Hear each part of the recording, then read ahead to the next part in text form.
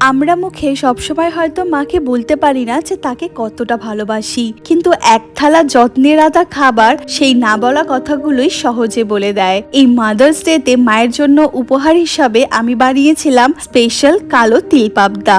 রূপালী পাবদা আর কালো তিলের এই আভিজাত্য মাকে একটা রাজকীয় অনুভূতি দেবে। আজ চলো রান্নার মাধ্যমেই আমরা মনের সবটুকু ভালোবাসা মায়ের পাতে সাজিয়ে দিই।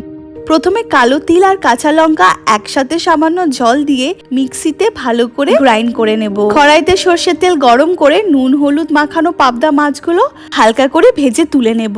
পাবদা মাছ ভাজার সময় খুব সাবধানে ভাজতে হবে, কারণ ভাজার সময় খুবই ছেটে। এবার ওই তেলের মধ্যেই কালো জিরে এবং শুকনো লঙ্কা ফোড়ন দেব। সুন্দর গন্ধ বেরোলে এতে আদা কুচি আর কুচি করে রাখা ধনেপাতার ডাঁটাগুলোও দিয়ে দেব। ধনেপাতার ডাঁটা রান্নায় এক দারুণ ফ্লেভার যোগ করে।